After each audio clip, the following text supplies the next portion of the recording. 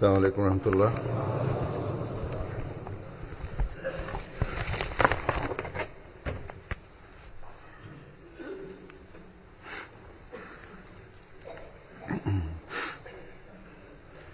أشهد أن لا إله إلا الله وحده لا شريك له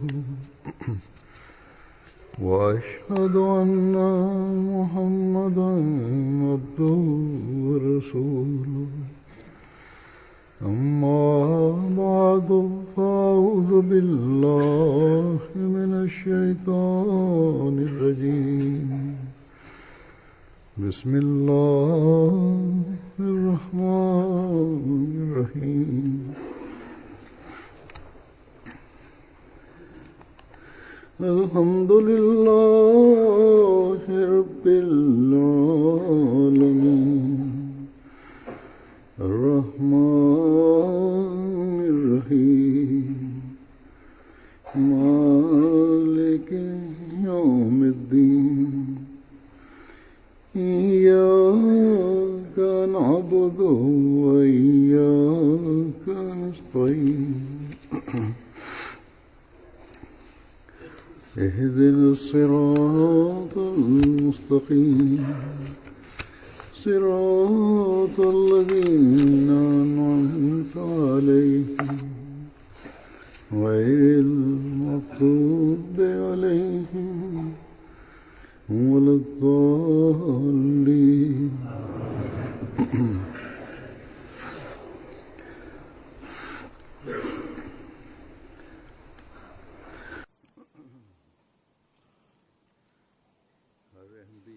Setiap Ahmadi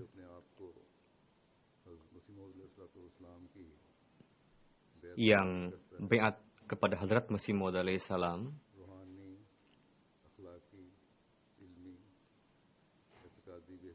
dan berjanji untuk perbaikan rohani, akhlak, dan itikad. Dan ketika di masa ini Allah Ta'ala menganugerahkan nikmat kepada kita dalam wujud MTA, sehingga program-program jemaat, khutbah-khutbah, jalsa, dan yang terpenting yakni baiat internasional dengan perantaraan MTA dan internet, ratusan ribu para Ahmadi ikut serta di dalamnya. Untuk itu, bagi para Ahmadi, baik Ahmadi keturunan atau mereka yang baiat masuk ke dalam jemaat Ahmadiyah, mereka tidak bisa mengatakan bahwa kami tidak mengetahui janji baiat.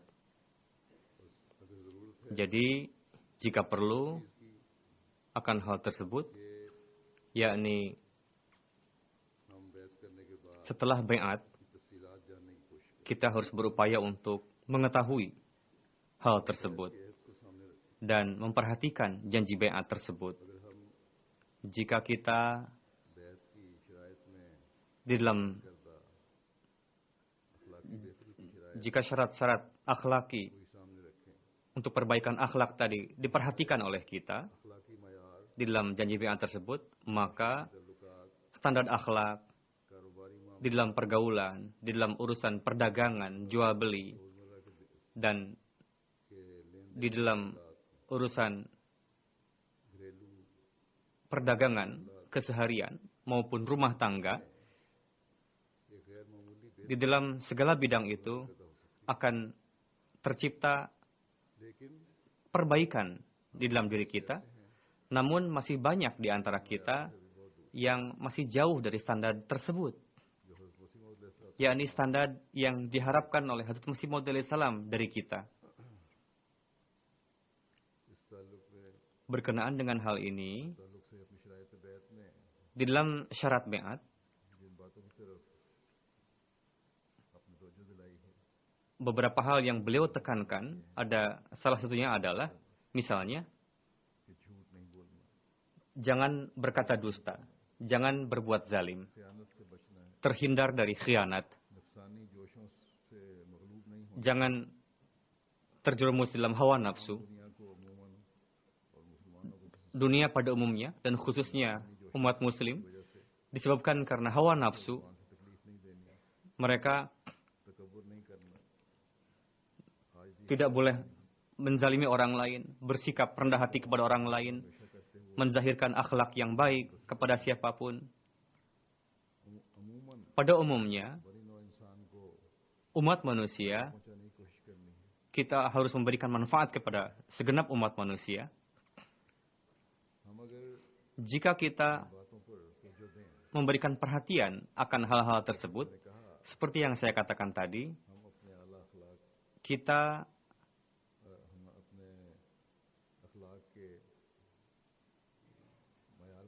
bisa meningkatkan standar akhlak kita, bisa menciptakan akhlak yang luhur dalam diri sendiri. Tidak hanya dapat meraih akhlak yang luhur saja, bahkan kita pun bisa menyentuh kepada ketinggian dari akhlak tersebut. Namun jika kita mengevaluasi diri, di dalam jemaat kita masih ada beberapa orang yang masih mengkhawatirkan, yakni meskipun mereka telah baiat, tapi masih belum mengamalkan hal-hal tersebut.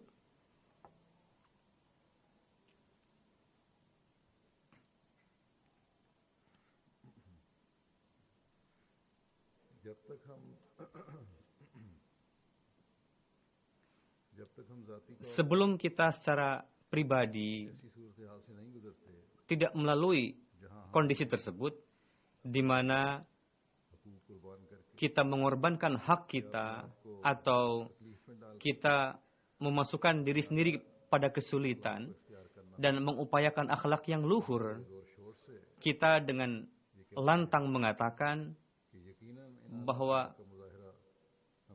sesungguhnya kita harus memperlihatkan akhlak yang luhur seperti ini. Dan yang tidak memperlihatkan itu adalah orang yang zalim. Kita mengatakan seperti itu.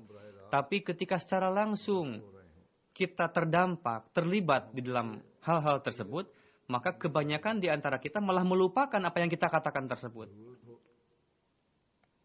Ketika perlu, ketika dia memerlukan hal tersebut, bagaimana dia malah berbelit-belit dalam berbicara akhirnya.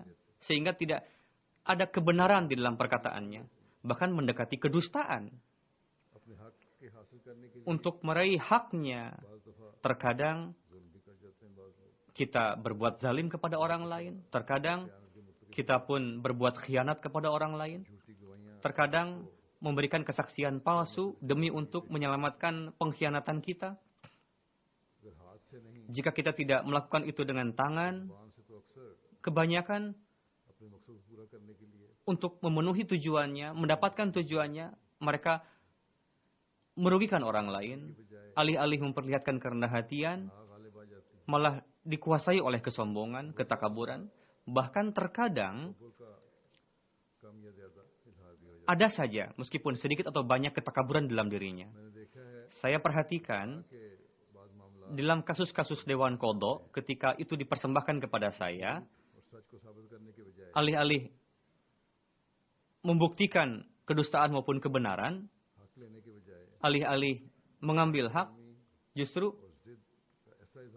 sedemikian rupa diperlihatkan kekeras kepalaan, sehingga nampak menyedihkan. Di dalam urusan bisnis, alih-alih menjadikan kebenaran sebagai pondasi, justru malah lebih memperhatikan bagaimana supaya dia mendapatkan keuntungan yang banyak. Dari antara mereka menunjuk pengacara di antara kedua belah pihak itu. Sang pengacara tadi malah untuk memperlihatkan kemahirannya, untuk berupaya untuk memperlihatkan bahwa dia lebih baik, dia memberikan kesaksian palsu. Apakah itu dalam urusan jual beli? Apakah itu dalam urusan perselisihan rumah tangga, suami istri? Atau di dalam kasus apapun? Disebabkan karena para pengacara tadi, sehingga jadi melenceng. Jadi para pengacara Ahmadi pun, dan dari kedua belah pihak yang berkasus di dalamnya, hendaknya mereka memperhatikan janji beat dan mengutamakan rasa takut kepada Allah Ta'ala daripada untuk mencari keuntungan pribadi. Jelaslah bahwa pertengkaran itu terjadi ketika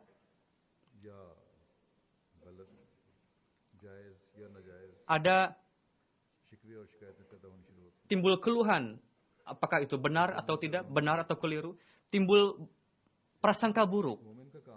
Dalam kondisi seperti itu adalah kewajiban seorang mukmin, alih-alih dia lebih memperpanjang perselisihan, alih-alih dia berkeras kepala, hendaknya demi untuk meraih keridhaan Allah Ta'ala, ciptakanlah kelembutan dalam diri, di dalam nizam jemaat, ataupun di dalam dewan qadha, bekerja samalah dengan mereka. Anggaplah saudara sesama lain. Kita, keluhan-keluhan yang jaiz maupun tidak jaiz, kesalahpahaman, hendaknya itu dijauhkan dan mengarungi hidup dengan penuh kecintaan satu sama lain. Namun, bagi yang bertanggung jawab dan bagi yang berhak, jika keduanya bersikap keras kepala, maka sekalipun nizam jemaat ataupun dewan qadha ataupun pengadilan di suatu negara,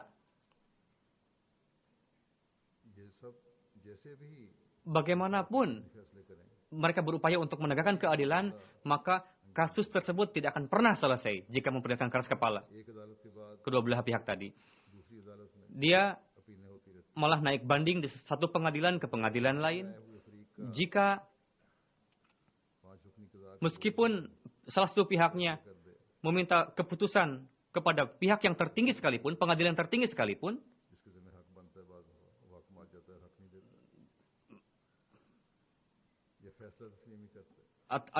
dia tidak menerima keputusan, atau dia menulis surat kepada saya bahwa saya telah dizalimi katanya, mohon huzur berkenan untuk menilik kembali kasus saya.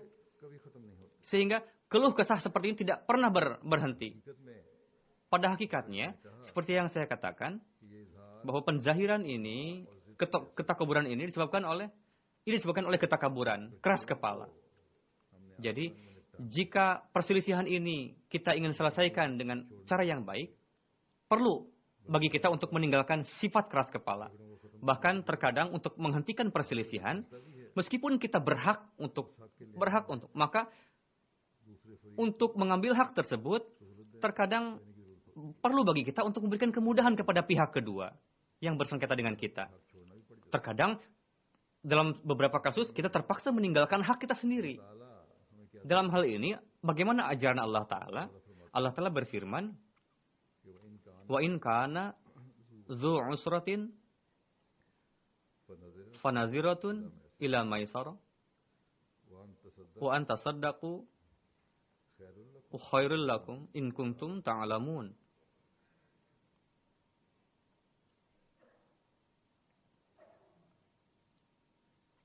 Jika ada yang datang dengan kondisi sempit, maka berikanlah kemudahan bagi dia sampai dia lapang. Dan jika kamu memaafkan hutangnya, memberikan berbuat baik kepada pihak kedua, itu adalah lebih baik jika kamu mengetahui. Kalian harus mengetahui bahwa kalian pun bisa saja terjerumus kepada kondisi seperti itu. Dan yang terpenting adalah Allah Ta'ala dalam memberikan kebebasan kepada kita. Jika Allah Ta'ala yang pemilik segala kekuatan mulai mencengkram kasus kita, maka tidak ada lagi tempat kita bersembunyi. Jadi, adalah penting supaya kita di dalam urusan satu sama lain memperlihatkan kelembutan di dalam perlakuan kita. Ini adalah prinsip dasar. Dalam urusan keseharian pun, dalam urusan bisnis, perdagangan, jual beli, hutang pihutang, hendaknya ini senantiasa difikirkan, direnungkan. Hadrat Rasulullah SAW pun berkali-kali menekankan kepada orang mukmin bahwa kalian di dunia ini harus bersikap penuh kasih sayang maka Allah Ta'ala pun akan memperlakukan kalian dengan penuh kasih sayang di akhirat nanti. Kita hendaknya ingat setiap saat bahwa suatu ketika kita pun akan dihisab oleh Allah Ta'ala. Jika Allah Ta'ala hanya memutuskan kepada yang hak saja, maka akan sulit bagi kita untuk mendapatkan pengampunan. Jadi, rahmat Allah Ta'ala dan untuk meraih ampunan dari Allah Ta'ala, kita pun di dunia ini harus bersikap lembut kepada satu sama lain, kepada orang lain juga. Bukan hanya dengan kekerasan dan hanya memikirkan haknya saja. Tidak. Hadrat Rasulullah SAW pun kepada orang yang menagih hutang dan kepada yang berhutang juga, beliau mengabarkan kabar suka. Dalam suri riwayat dikatakan, Hadrat Rasulullah SAW bersabda bahwa orang yang menagih hutang kepada seseorang dan setelah berlalu masa hutang tadi, tapi dia masih memberikan tenggang waktu, maka setiap hari, setiap yang menjadi tenggang waktu tadi akan menjadi sedekah bagi orang yang memberikan piutang tadi. Hadrat Rasulullah SAW juga bersabda bahwa sedekah dapat menghindarkan kalian dari bala musibah yang kalian alami. Dari bala musibah. Jadi betapa indahnya jual beli ini. Yakni memberikan kemudahan kepada saudara kalian akan menarik ganjaran bagi kita dan menyelamatkan kita dari musibah. Jadi sedikit pun kebaikan Allah Ta'ala tidak akan pernah sia-siakan untuk memberikan ganjaran kepada kita. Jika kita mengingat ajaran yang indah dari Al-Quran Karim ini dan memperhatikan sabda Rasulullah SAW tersebut, maka akan tercipta satu lingkungan masyarakat yang indah dan damai. Tidak akan terjadi keresahan, tidak akan terjadi kemarahan, perselisihan. Orang yang lembaga-lembaga yang memberikan misalnya Dewan Kodo, mereka pun tidak akan terganggu. Alih-alih habis waktunya untuk memikirkan perkelahian, dia akan menggunakan waktunya untuk hal yang lebih baik lagi. Meskipun Dewan Kodo didirikan untuk mengurusi hal seperti itu, tapi jika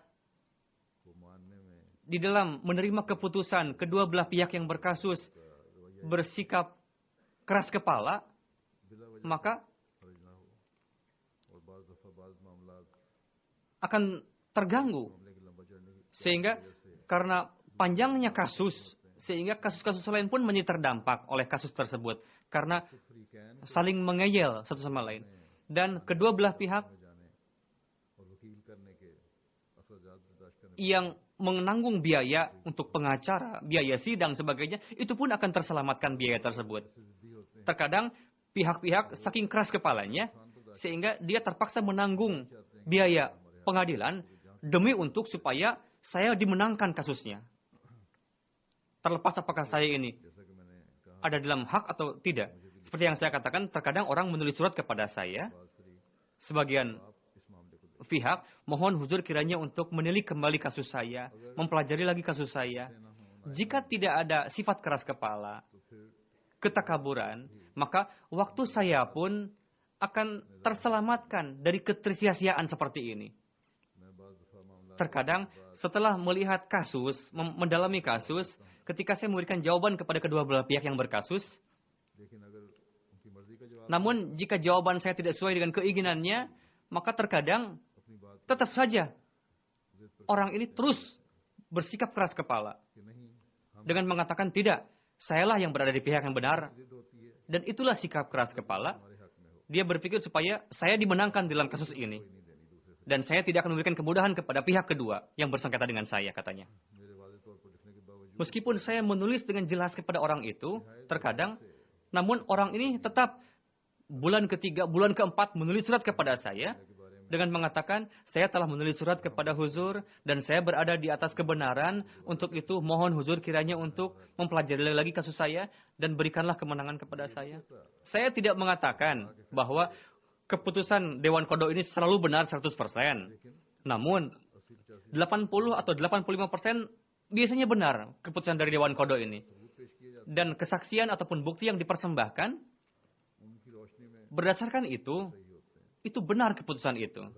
Jika memang keliru, तो नीयत पर शुबा नहीं किया जा सकता। tidak bisa kita lantas curiga kepada niat seseorang. तरफ से नेक नियति से ये लोग Orang-orang ini memutuskan dengan niat yang tulus dari dalam hatinya. Jadi, एक फरीक का jika anggapan salah satu pihak हक बनता है, dia berhak, dia harus menang dalam kasus ini, namun yang keputusan itu tidak memihak kepadanya, lantas कज़ा पर या काजी पर kita tidak bisa menuduh kepada kadi ataupun dewan kodok. Terkadang orang-orang yang bersikap keras kepala, mereka menuduh kepada bahwa keputusannya keliru. के मुताबिक ही Mereka telah memutuskan dengan kenyataan yang benar, hakikat. Jika dalam suatu keputusan ada keraguan, ada kecurigaan, के ख्याल में atau salah satu pihak फैसले में इबाहम है, ragu, curiga kepada pihak yang kedua, तो फरीक maka atas pengajuan salah satu pihak, terkadang saya pun meminta file lagi, meminta arsip lagi, dokumen untuk dicek kembali.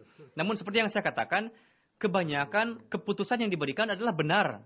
और सिर्फ बदजनियों की वजह से Dan hanya karena buruk sangka saja, शुकूक व शुबात दिल में पैदा किए timbul keraguan, kecurigaan di dalam hati. Jadi kita harus terhindar dari buruk sangka. बदजनी Buruk sangka dapat membuka jalan keburukan lainnya.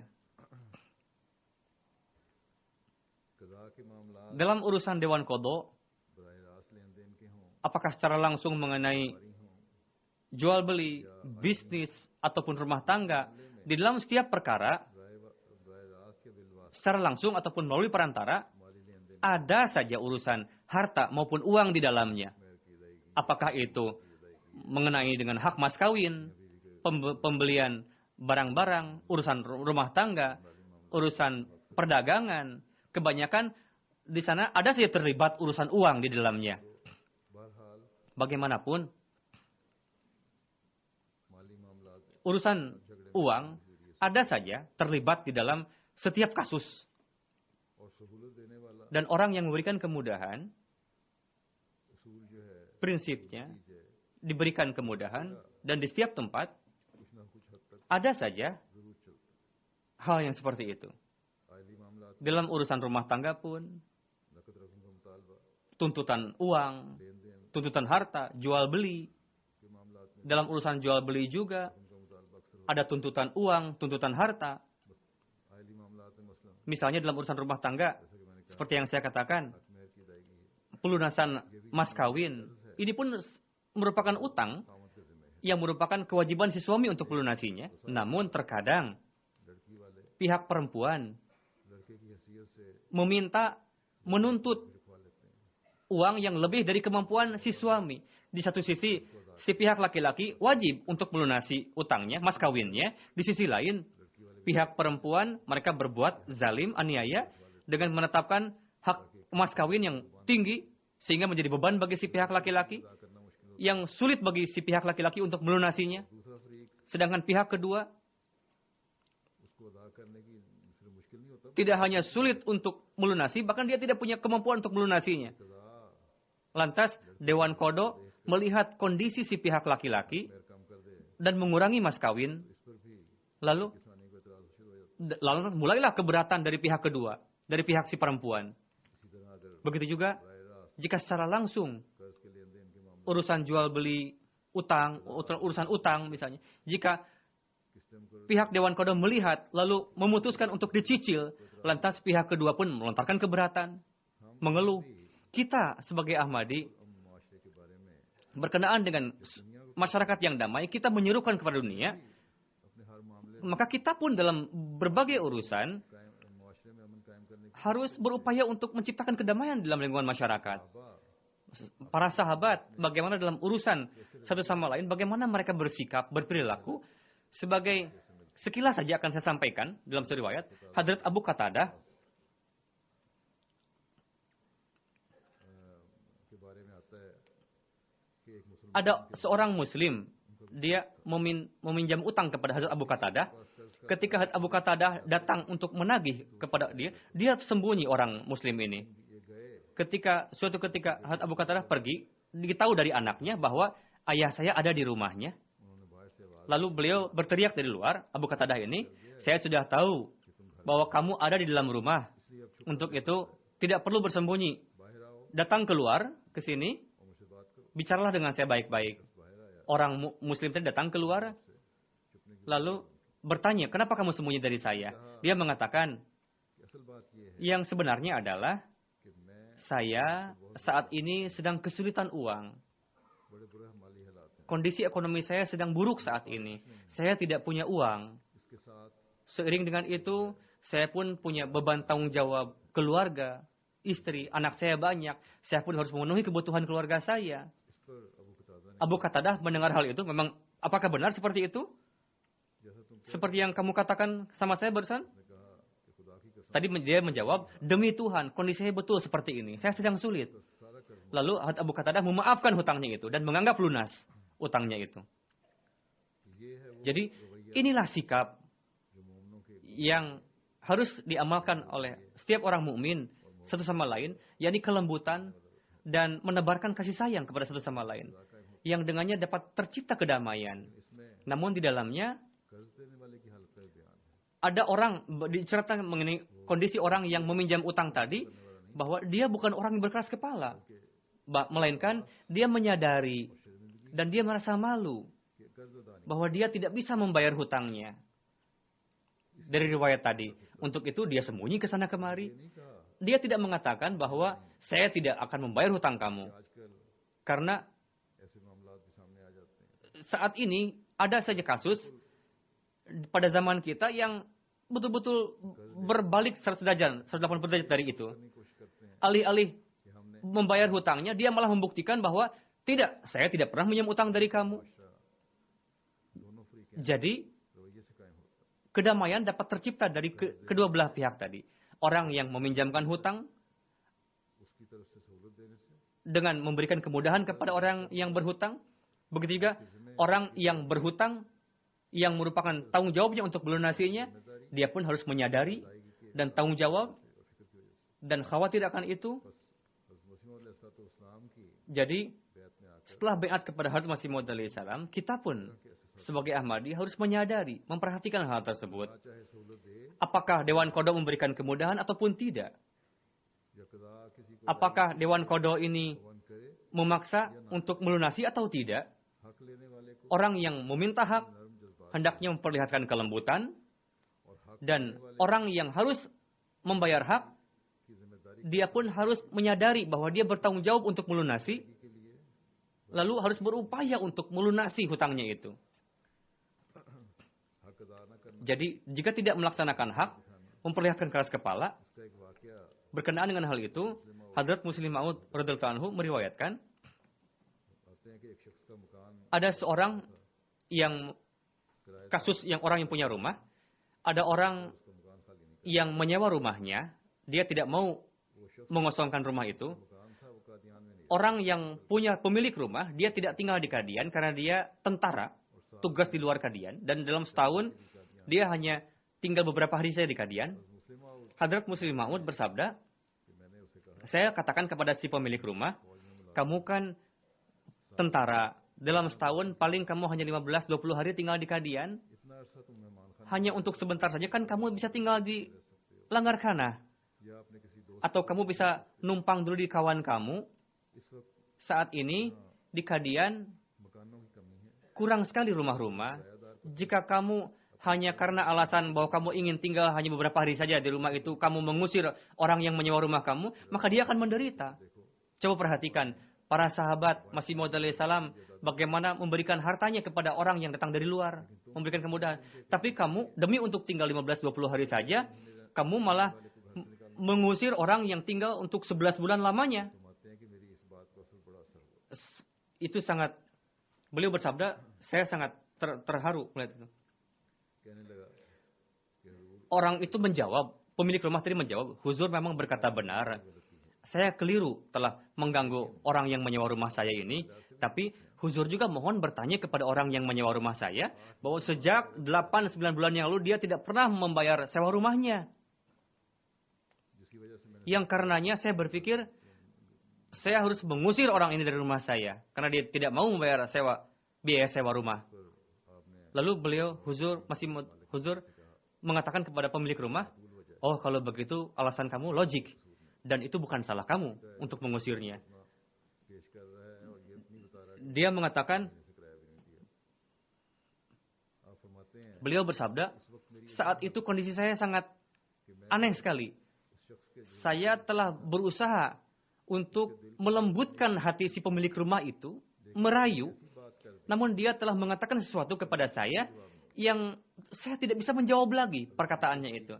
Jika pihak kedua tadi membayar sewa rumahnya dengan baik, maka saya bisa melobi si pemilik rumah tadi, saya bisa mengambil keputusan yang bisa memberikan kemudahan bagi si penyewa tadi. Tapi si orang menyewa tadi malah tidak membayar biaya sewanya dan malah ingin menguasai rumah itu. Beliau bersabda, kondisi saya saat itu seperti halnya ada kisah lucu ada seorang Pathan di Pakistan, katanya kisah lucu. Dia mendengarkan dari kabar dari orang lain bahwa jika kamu membuat orang lain membacakan kalimat syahadat, maka kamu akan pergi ke surga, katanya. Lalu dia menangkap seorang Hindu, tolong kamu baca kalimat syahadat, katanya. Si Hindu mengatakan, apa artinya buat saya baca kalimat syahadat? Dia menjawab, kamu harus baca kalimat syahadat. Kalau tidak, saya bunuh kamu. Oke, kalau begitu, ajarkan saya kalimat syahadat. Si Pathan tadi mengatakan, kamu baca sendiri, saya tidak mau mengajarkan kamu. Orang Hindu mengatakan, bagaimana saya bisa baca kalimat syahadat? Karena saya bukan Muslim, saya tidak tahu bagaimana kalimat syahadat itu. Kamu mungkin tahu, ajarkan saya. Si Pathan mengatakan, saya sendiri tidak tahu kalimat syahadat. Sekarang kondisi saya tidak mujur, katanya. Jika saya membacakan kamu kalimat syahadat, saya bisa masuk surga, katanya. Beliau bersabda, begitulah saya telah memberikan nasihat kepada si pemilik rumah, berusaha untuk melembutkan hati si pemilik rumah. Ketika saya mengatakan begitu, dia mengatakan sesuatu, sehingga saya pun tidak berdaya apa-apa. Jika si pihak kedua tadi membayar biaya sewa rumah dengan baik, tidak merampas hak si pemilik rumah, maka saya tidak akan bersikap seperti itu. Jadi, orang mukmin hendaknya dia gigih, bersemangat untuk melaksanakan kewajibannya. Untuk itu, jika kasus dipersembahkan kepada khalifah, terkadang, maka hendaknya segala sesuatu itu didasarkan pada kebenaran. Alih-alih, pada akhirnya khalifah menjadi malu karena perkataannya sendiri. Berupayalah untuk menyelamatkan khalifah dari rasa malu itu. Jika si pihak kedua tidak benar. Untuk itu, harus memberikan kesaksian yang benar. Banyak sekali kasus pada masa ini, sehingga jika kita melembutkan hati orang yang menuntut hak, maka pihak yang kedua kadang tidak mendukung hal itu. Sehingga timbul keraguan, kecurigaan. Katanya, saya tidak diperlakukan lembut, katanya. Hadrat Rasulullah SAW berkenaan dengan bahwa untuk menegakkan masyarakat yang indah, bagaimana seharusnya? Bagaimana lingkungan harus tercipta? Dua pihak yang berkasus, bagaimana mereka hendaknya melaksanakan haknya masing-masing? Saya akan sampaikan beberapa sabda beliau. Beliau Sallallahu Alaihi Wasallam bersabda kepada orang yang beliau memberikan doa kepada orang yang memberikan kemudahan, wahai Tuhan, berikanlah rahmat Engkau kepada orang yang memberikan kemudahan ketika dia berjual beli dan ketika dia menagih hutang kepada orang lain. Lalu beliau berdoa kepada Allah Ta'ala untuk kabar suka kepada orang yang memberikan kemudahan.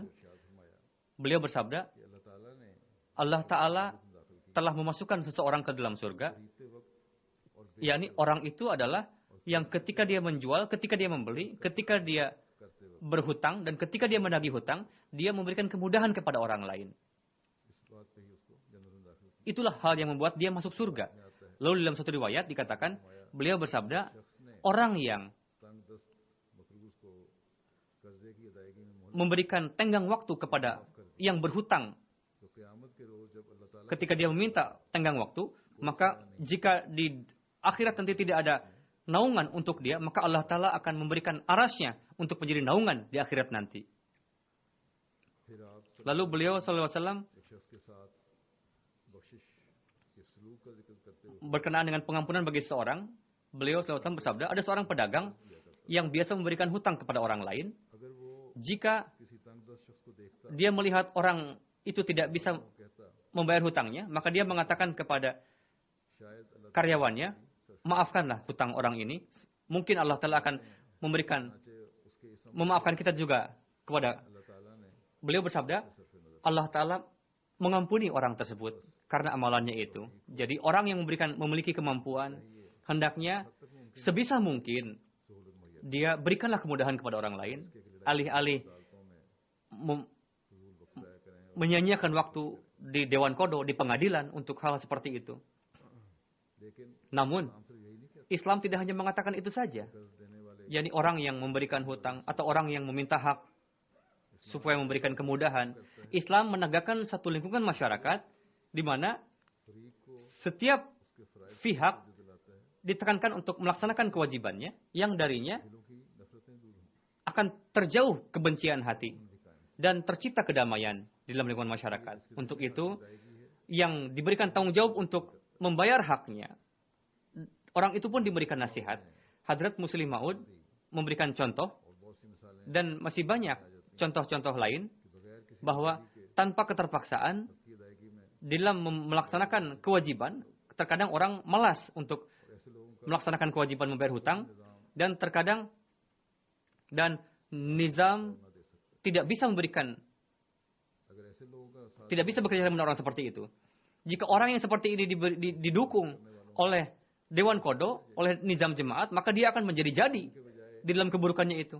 Dan alih-alih tercipta kedamaian, malah tercipta kerusuhan di dalam lingkungan masyarakat.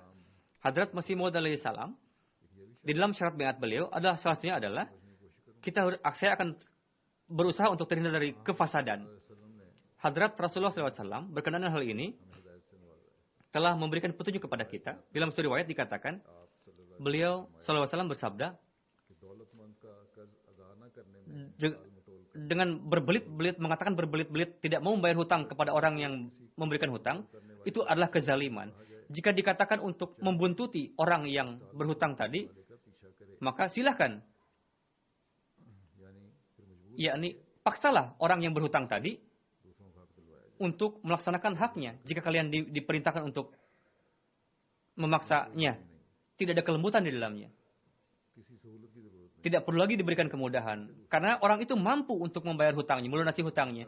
Seperti yang saya katakan, इससे तो अगर ये नहीं करेंगे jika tidak diperlakukan seperti itu, फैसलों को maka orang yang merampas hak orang lain tadi जरूरत akan terus menjadi-jadi dalam keburukannya. फिर आ हजरत सल्लल्लाहु अलैहि Lalu Hadrat Rasulullah SAW bersabda dalam suatu kesempatan, वसल्लम कि कर्ज अदा करने वाले का टाल मटोल करना orang dengan dia mengatakan berbelit-belit tidak mau membayar hutang, करार देता है maka menghukumnya adalah dihalalkan bagi orang itu. हमें जमात का फर्ज है Jadi adalah kewajiban bagi nizam jemaat करने वालों untuk memberikan hukuman kepada orang yang merampas hak orang lain seperti itu. Jika dia tidak mau bekerja sama, खुदा के फैसलों के मुताबिक तामील न jika dia tidak mengamalkan sesuai dengan keputusan Dewan Kodo, करने वालों को सजा मिलती है dan jika orang yang merampas hak tadi mendapatkan hukuman, उन्हें शोर नहीं मचा maka janganlah ribut di belakang bahwa saya tidak diperlakukan अल्लाह ताला lembut oleh jemaat katanya. Rasul Allah Ta'ala telah memberikan hak kepada nizam jemaat untuk menghukum orang yang seperti itu. मुल्की कानून भी Undang-undang negara pun memberikan hukuman kepada orang yang seperti itu. फिर एक बड़े अंजार की और खौफ Lalu वाले इरशाद आम ada sabda Rasulullah SAW yang mengerikan, yang sangat memberikan peringatan kepada kita, अदा न करने वाले yakni orang yang tidak mau membayar haknya, melaksanakan kewajibannya. वाले Jika orang yang merampas hak orang lain, फरमाया कि अगर किसी का हक मारने कि जिस शख्स ने orang yang लोगों से वापसी करने की निस्बत से माल लिया dia, कहते हैं कि अगर jika ada orang yang वापसी करने की नीयत से माल लिया या कर्ज लिया meminjam utang kepada orang lain dengan niat untuk melunasinya, maka Allah Ta'ala akan memberikan kemampuan kepada orang tersebut untuk melunasinya. Namun, orang yang meminjam hutang kepada orang lain dengan niat फरमाया कि और जो शख्स untuk tidak akan melunasinya और तल्फ करने की dan untuk niat untuk merampas ताला उसे harta orang itu, maka Allah Ta'ala pun akan merampasnya. अगर नीयत में एक हो Jika niat orang itu baik, maka वसाइल Allah Ta'ala akan menciptakan, memberikan sarana kepada orang itu. के दिल में atau akan melembutkan hati orang yang meminjamkan utang tadi. Namun jika niatnya tidak baik, maka Allah Ta'ala pun akan menghukumnya. Hadrat Rasulullah SAW pada umumnya tidak mau menyolati jenazah orang yang seperti itu. Orang yang masih tertimpa hutang dengan sengaja tadi seperti itu. Dan dia tidak mau membayar hutangnya. Hadrat Rasulullah SAW mengajarkan doa kepada kita untuk terhindar dari hutang. Bahkan beliau pun mencampurkan antara hutang dengan kekufuran. Beliau pernah bersabda, seorang sahabat meriwayatkan, saya mendengar Rasulullah SAW bersabda bahwa saya meminta perlindungan kepada Allah Ta'ala dari kekufuran dan hutang piutang. Seorang bertanya, wahai Rasulullah, apakah urusan hutang ini disamakan dengan kekufuran? Rasul bersabda, ya. Berkenaan hal ini, lebih detail lagi, diriwayatkan oleh Hadrat Aisyah. Beliau bersabda, Rasulullah SAW biasa membaca doa dalam salat, ya Allah, aku memohon perlindungan kepada Engkau dari dosa-dosa dan hutang. Ada orang yang bertanya, wahai Rasul, Tuhan, berapa banyak perlindungan yang Tuhan minta dari supaya terhindar dari hutang? Beliau bersabda, ketika seseorang itu tertimpa hutang piutang, maka ketika dia berbicara, dia berdusta dan dia mengingkari janjinya ketika berjanji. Jadi inilah alasan kenapa kita harus meminta perlindungan dari hutang. Jika secara langsung semoga orang yang meminta hutang pun dia terhindar dari itu. Namun jika dia telah berhutang, dia harus memikirkan bagaimana untuk melunasinya. Pelaksanaan hak juga seperti hutang sebetulnya. Kita harus serius untuk melunasinya, untuk membayarnya. Setelah keputusan Dewan Qadha, jika hak-hak atau hutang itu dimaafkan, maka mintalah supaya pihak kedua memaafkan. Jika dialah yang bisa memaafkan, dialah yang bisa memberikan kemudahan. Jadi, anggota jemaat hendaknya memberikan perhatian akan hal tersebut. Pelunasan hutang, berkenaan dengan pelunasan hutang, Hadrat Khalifatul Masih Awal radhiyallahu anhu memberikan resep kepada kita. Jika orang yang berhutang mengamalkannya, banyak sekali orang yang menulis berkenaan dengan hutang. Coba amalkan nasihat beliau. Beliau bersabda, pertama, banyaklah istighfar sebanyak-banyaknya. Yang kedua, tinggalkanlah sikap boros. Kebanyakan orang meminjam hutang untuk berfoya-foya, menghambur-hamburkan uang. Dan yang ketiga, beliau bersabda, jika dia mendapatkan uang sedikit saja, maka bayarlah, cicillah bila perlu, untuk melunasi utang itu. Jika datang uang kepada kamu, maka sebisa mungkin bayarlah utang kamu. Jika setelah digunakan untuk keperluan diri dan masih ada sisa, bayarkanlah. Kumpulkanlah, tabungkanlah, atau bayarlah dengan dicicil. Bagaimanapun harus dipikirkan. Meskipun sedikit kamu mendapatkan uang dan terpaksa kita harus menyusahkan diri sendiri untuk melunasi hutang itu, kita harus melunasi hutang itu. Meskipun dicicil. Sebagian orang ada yang hobi untuk meminjam hutang demi untuk hambur-hamburankan uang. Dia membeli mobil-mobil yang bagus. Ada orang yang menulis, saya sudah punya mobil, Huzur, tapi saya menyukai mobil yang bagus itu. Saya tidak punya uang, apakah saya boleh minjam utang ke bank untuk membeli mobil baru itu? Jika orang suatu kali minjam utang, maka dia akan terus terjerumus kepada hutang tersebut. Jadi, kita harus terhindar dari hasrat yang sia-sia seperti itu. Banyak juga orang yang mulai berbisnis, tapi tidak ada pengalaman, masih muda, masih mentah. Lalu dia minjam utang kepada orang lain untuk modal usahanya. Karena tidak ada keahlian, sehingga bisnisnya bangkrut. Dia pun menjadi miskin, terjerumus di dalam hutang. Akhirnya orang itu. Orang-orang yang seperti ini, hendaknya berhati-hati. Dan orang yang memberikan pinjaman pun, supaya alih-alih di hari kemudian dia pun menjadi curiga, malah berseteru. Pikirkanlah dulu sebelum meminjamkan utang kepada orang lain. Berhati-hatilah. Karena uang dia pun akan hilang pada akhirnya. Dan orang yang meminjam pun kasihan. Ya dia tidak kasihan sebetulnya, kadang dia niatnya jahat juga. Atau niatnya tidak baik. Dan dikarenakan itu malah terjerumus dalam sidang, pengadilan, dihinakan dan sebagainya. Bagaimanapun kita harus terhindar dari semua itu. Supaya lingkungan masyarakat yang damai terus tercipta dalam lingkungan kehidupan kita. Semoga Allah Ta'ala memberikan dalam kehidupan kita, Allah Ta'ala memberikan taufik kepada kita untuk bisa menciptakan kehidupan yang indah dan akhlak yang luhur, standar yang luhur dari akhlak itu yang diharapkan oleh Masih Maud Islam dari kita dan disebutkan dalam Al-Quran Karim dan ditekankan oleh Rasulullah SAW. Semoga kita menjadi orang yang memiliki itu semua. Amin.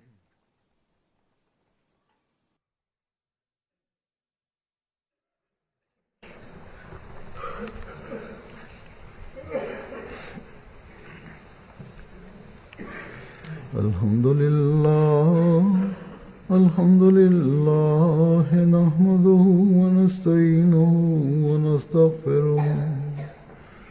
ونؤمن به ونتوكل عليه ونعوذ بالله من شرور أنفسنا ومن سيئات أعمالنا من يهده الله فلا مضل له ومن يضلل فلا هادي له ونشهد أن لا إله إلا الله ونشهد أن محمدا عبده ورسوله عباد الله رحمكم الله إن الله يأمر بالعدل والإحسان وإيتاء ذي القربى وينهى عن الفحشاء والمنكر والبغي يعظكم لعلكم تذكرون اذكروا الله يذكركم وادعوه يستجب لكم ولذكر الله